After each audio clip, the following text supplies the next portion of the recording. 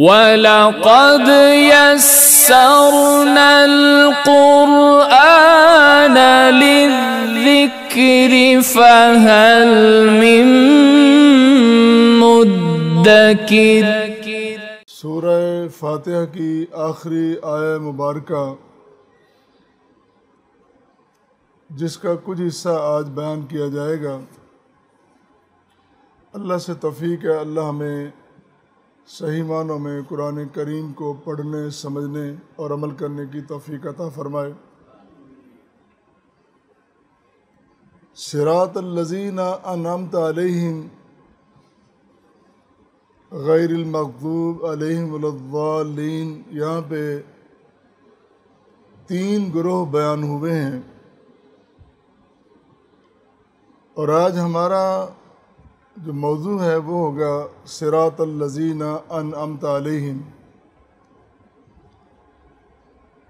یہ بدل ہے پچھلے جملے کا جہاں ہم نے کہا تھا کہ اہدنا الصراط المستقیم، اللہ ہمیں سیدھا راستہ یا سیدھی راہ دکھا دے۔ تو وہ سیدھا راستہ کون سا ہے؟ الذین انعمت علیہم،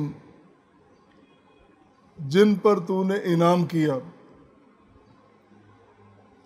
اور انعام سے مراد کیا ہے؟ اللہ کا فضل۔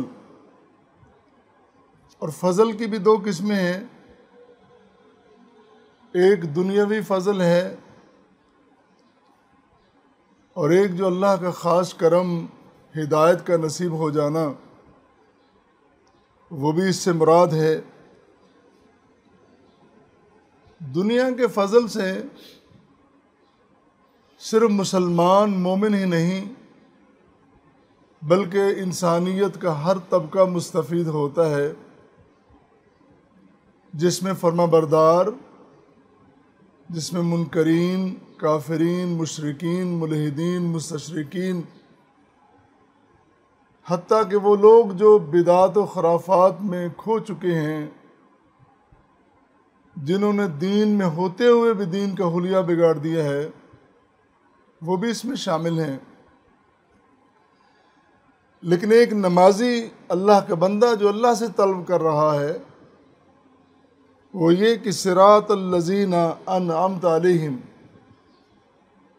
اللہ ان لوگوں کا راستہ جو ایمان اور اسلام سے مستفید ہوئے۔ کیونکہ ہمارے سامنے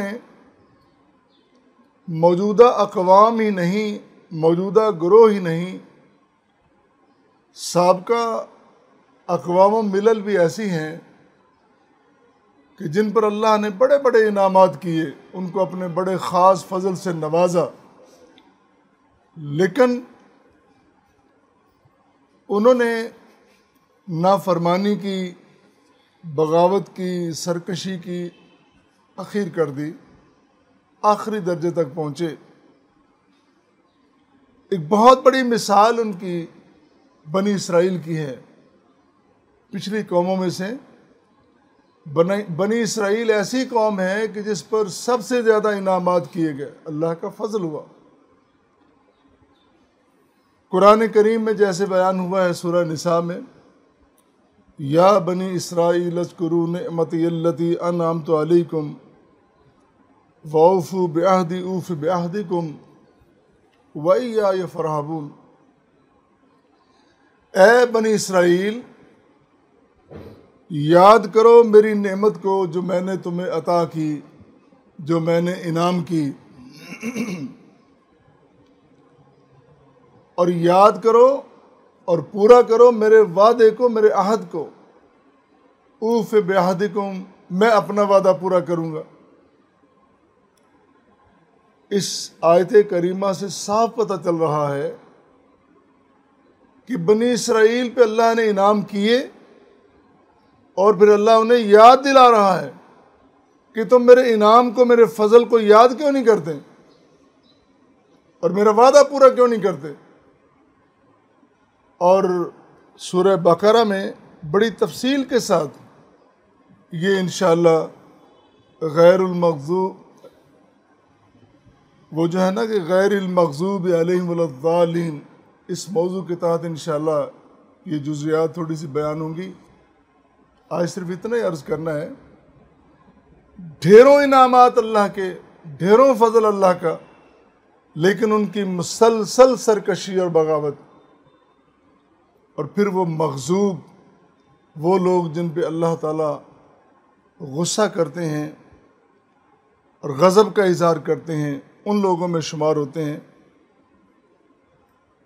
اور ہم ان کے رستے کا، ان کی راہ کا، ان کے راستے کا، ان کے طریقے کا کبھی اللہ سے سوال کر ہی نہیں سکتے۔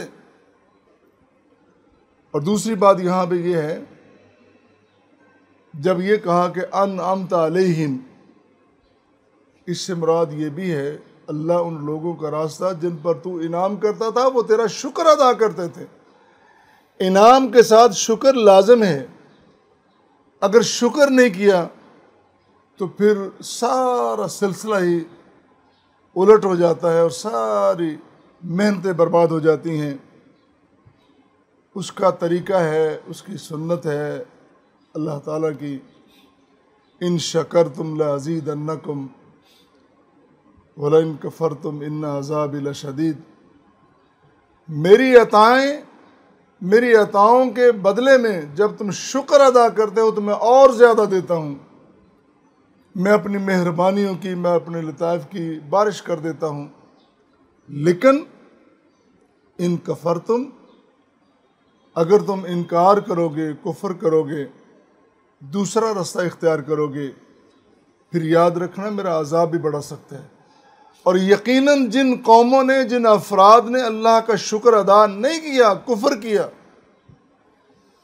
پھر وہ مستوجب سزا ٹھہری، پھر ان کے لیے سزا اللہ نے مقرر کر دی، اور دنیا کے بلکہ قیامت تک کے لیے انہیں عبرت کا نشان بنا دیا۔ پھر اللہ تعالیٰ فرماتے ہیں وَلَا تَجِدَ أَكْثَرَهُمْ شَاكِرِينَ، تو دیکھے گا افراد میں، قوموں میں اکثریت ایسی کہ جو شکر ادا نہیں کرتے۔ اللہ کو شکر ادا کرنے والے بندے نہیں چاہیے، اللہ کو چاہیے وہ بندے کہ جو شکر ادا کرتے ہیں۔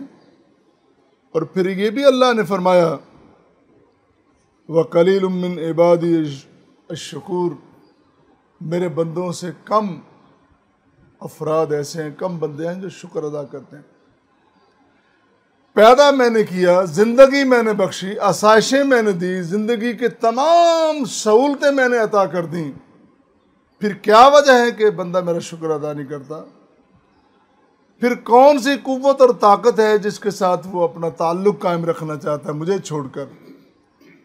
حیرت کا اظہار ہوتا ہے، اور یقیناً یہ حیرت کا مقام ہے کہ عطائیں رب کی، دینے والا رب ہے، اور پھر بندہ اس کا شکر ادا نہ کرے، پھر کس طرح اپنے آپ کو کہہ سکتا ہے کہ میں اللہ کا بندہ ہوں، میرا تعلق بھی اللہ۔